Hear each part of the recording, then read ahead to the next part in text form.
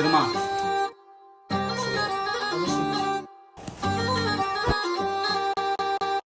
আচ্ছা দোস্ত, রমজান তো প্রায় মাঝামাঝি চলে আসছে, আমাদের তো একটা ইফতার পার্টি প্রতি বছর করি, এবারও করতে হবে।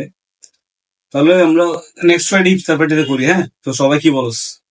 হ্যাঁ, করা যায় অবশ্যই। করা যায় অবশ্যই। হ্যাঁ, তোরা যা বলস করবো।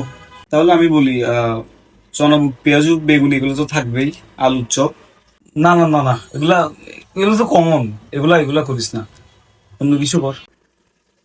তাহলে তুই বল কি করা যায়। আমি কি বলবো? তোরা যা বলস, আমার তো কোনো সমস্যা নেই। আচ্ছা, তাহলে একটা কাজ করা যায়। চল আমরা বিরিয়ানি করে ফেলি। এখন তো রোস্ট বিরিয়ানি সব দিকেই খুব মানে রমরমা একটা অবস্থা। আমরা বিরিয়ানি করতে পারি। না না, বিরিয়ানি না, বিরিয়ানি না। বিরিয়ানি, ইফতার পর বিরিয়ানি খেলে তো গ্যাস গ্যাস হবে, বিরিয়ানি করিস না, অন্য কিছু কর। তাহলে তুই বল কি করা যায়। আমি কি বলবো, আমার তো কোনো সমস্যা নাই, তোরা যা বলস তা। আচ্ছা শুন শুন, সবাই শুন। আমরা ইফতারে ভাজা পোড়া বা বিরিয়ানি সব গ্যাস জাতীয় এগুলো না খেয়ে আমরা স্বাস্থ্যসম্মত হেলদি কিছু খেতে পারি। যেমন ফ্রুটস দিয়ে আমরা জুস করব, এরপর ফ্রুটস খাবো।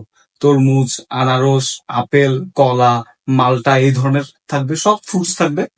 আমরা ফ্রুটস দিয়ে ইফতার করতে পারি, ব্যাপারটা হেলদি হবে। ফ্রুটস না, সারাদিন রোজা রাখি শুধু ফ্রুটস ইফতারে, এটা কিছু হয়? না না, এটা হচ্ছে না। তাহলে তুই বল কি করা যায়। আমি কি বলবো, আমার তো কোনো সমস্যা নেই এখানে। মারিতের মা।